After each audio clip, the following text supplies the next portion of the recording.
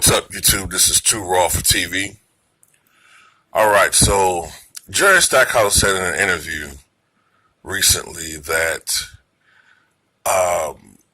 he talked about his time with the Washington Wizards. He said that he regretted leaving the Pistons at that time because he felt that the Pistons were becoming a better team, and that he really didn't want to leave Detroit at that particular time, and that also he did not enjoy his time playing with the Wizards, and that his experience with Michael Jordan left him with less reverence for Mike, and also he felt that he was a better basketball player at that time than Michael Jordan.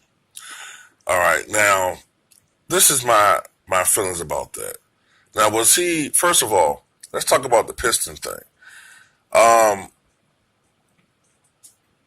the Pistons were transitioning from being Jerry Stackhouse team to being that Pistons team that ultimately won a title and was a title contending team for a little while.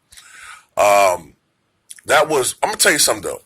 The period of time between Grant Hill's departure and the arrival of guys like Ben Wallace and Chauncey Billups and Rip Hamilton, Tayshaun Prince, Rasheed Wallace, that was a sorry time for that franchise. That was the Jerry Stackhouse years.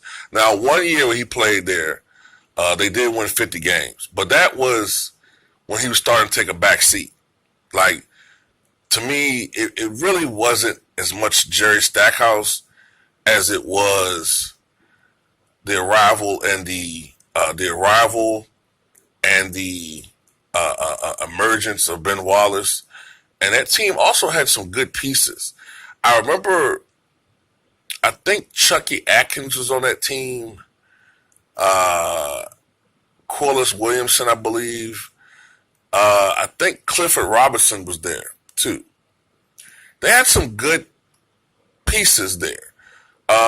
When Jerry Stackhouse was let loose to put up 30 points a game, they sucked. Okay?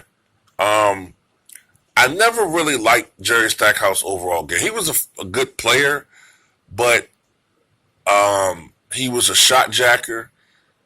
He always shot a low field goal percentage. The year he averaged 30 points a game, he shot barely 40% from the floor. He was never a defensive stopper, in my opinion. So, I think that the team got better after they traded his ass. Rip Hamilton was a better complementary piece to those championship teams than Jerry Stackhouse was. Now, Michael Jordan was an asshole.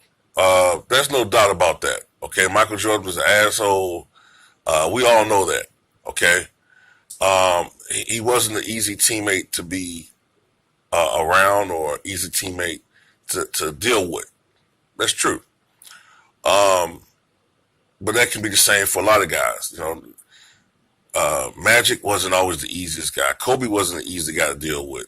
Larry Bird wasn't an easy guy to deal with. Bill Russell was damn sure the easy guy to deal with. All right. Was Jerry Stackhouse better than Michael Jordan? I mean, I don't know. They both at that time were pretty much shot jackers. Michael's game had deteriorated quite a bit. You know what I'm saying? Like, people forget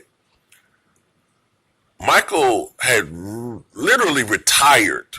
Like, yeah, he retired from basketball the first time, but he still played basketball. He still was, he still kept in shape. He was playing baseball. He was younger. When he retired in 98, he retired. Like, he got up to like 260, 265 or something. Michael got fat. So he literally had to really work to get back into actual shape. Like, actual shape. Then to get into NBA game shape, that pretty much happened during the season.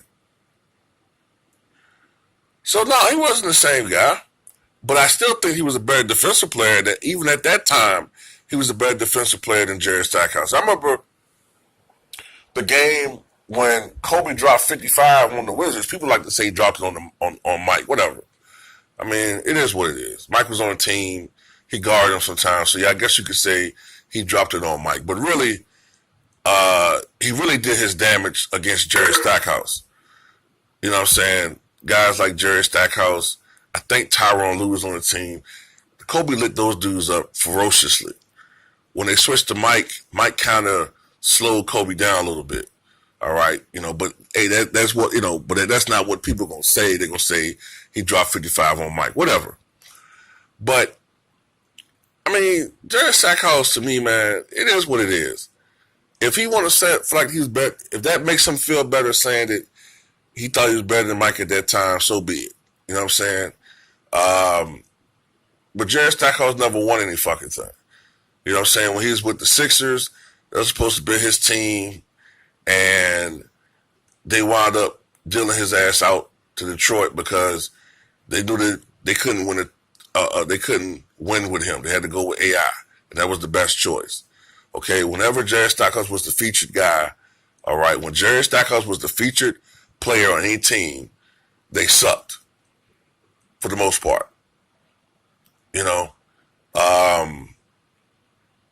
his style of play was not conducive to winning a title. The Jerry Stackhouse to me was better suited as a sidekick, whether he wants to like it or not.